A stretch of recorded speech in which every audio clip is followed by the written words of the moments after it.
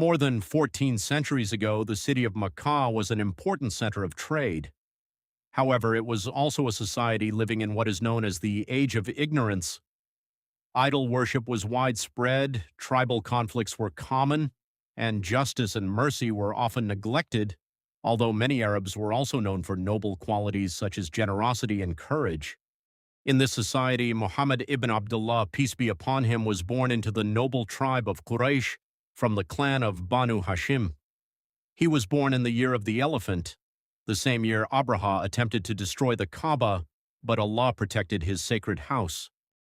His father, Abdullah, passed away before he was born, leaving him an orphan. A few years later, his mother, Amina bint Wahb, also passed away, making him an orphan at a very young age. His grandfather, Abdul Muttalib, cared for him with great love until his death. After that, his uncle Abu Talib took him into his home, protecting and supporting him throughout his life. From his early childhood, Muhammad, peace be upon him, was known for his honesty and trustworthiness. Even before receiving revelation, the people of Makkah called him As-Sadiq Al-Amin, the truthful and the trustworthy. They trusted him with their wealth and valuables because of his exceptional character.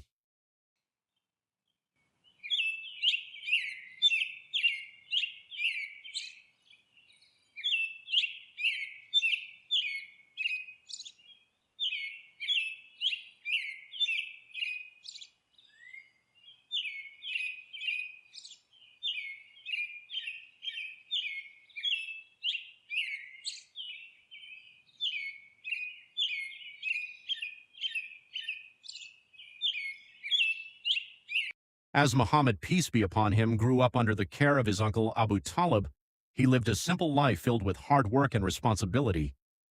From an early age, he earned his living by herding sheep, a profession that many prophets practiced before receiving their mission. Later in life, the prophet, peace be upon him, said, "Allah did not send any prophet except that he herded sheep." This experience taught him patience, compassion, humility, and the ability to take responsibility, qualities that remained with him throughout his life. As he grew into adulthood, Muhammad, peace be upon him, became widely respected for his excellent character. He never took part in idol worship, nor was he known to drink alcohol or attend the immoral gatherings that were common in Makkah during that time. Instead, he remained honest, trustworthy, and honorable, earning the title As-Sadiq Al-Amin, the truthful and the trustworthy. When he became a young man, he joined trading caravans with his uncle and later traveled to the region of Syria on business. His honesty and fairness in trade impressed everyone who dealt with him, and his reputation continued to grow throughout Makkah. During this period, there was a noble and respected businesswoman named Khadijah bint Khuwaylid, may Allah be pleased with her. She was one of the most successful merchants in Makkah and often hired trustworthy men to manage her trade. After hearing about Muhammad's, peace be upon him, honesty and integrity, she asked him to lead one of her trading journeys to Syria. He accepted the responsibility and conducted the business with complete honesty and professionalism. The journey was successful, bringing excellent profits, and those who accompanied him praised his noble character and fair dealings. Deeply impressed by his integrity and exceptional manners, Khadijah, may Allah be pleased with her, proposed marriage to him. Muhammad, peace be upon him, accepted, and they married when he was 25 years old. Their marriage was built on love, trust, and mutual respect. Khadijah became his greatest supporter, standing by his side through every challenge. Years later, when the first revelation came from Allah, she would become the very first person to believe in his prophethood and support him with unwavering faith.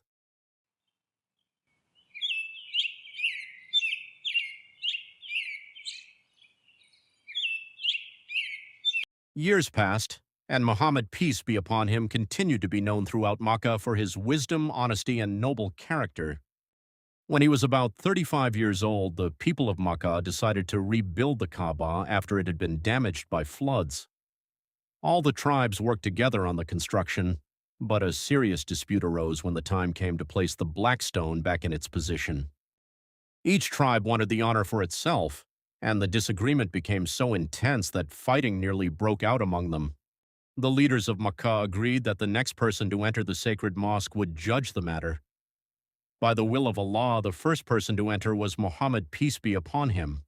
When they saw him, they said, "The trustworthy one has come. We are pleased with his judgment." Muhammad, peace be upon him, solved the conflict with wisdom. He placed the black stone on a cloth and asked a representative from each tribe to hold one corner of the cloth. Together they lifted the stone, and then Muhammad, peace be upon him, placed it in its position with his own hands. The tribes were satisfied, and a dangerous conflict was peacefully resolved. As the years passed, Muhammad, peace be upon him, became increasingly disturbed by the idol worship and injustice that surrounded him in Makkah. He preferred silence, reflection, and worship over the noise of the city. He often traveled to a mountain outside Makkah known as Jabal al-Nur, where there was a small cave called Hira. There he would spend days and nights in solitude, thinking deeply about the Creator, the purpose of life, and the condition of his people. He would take provisions with him, remain in the cave for several days, and then return home to Khadijah before going back again. These moments of reflection prepared his heart for the greatest event in human history. Muhammad, peace be upon him, did not yet know that very soon, in that quiet cave, he would receive the first revelation from Allah and begin the mission that would change the world forever.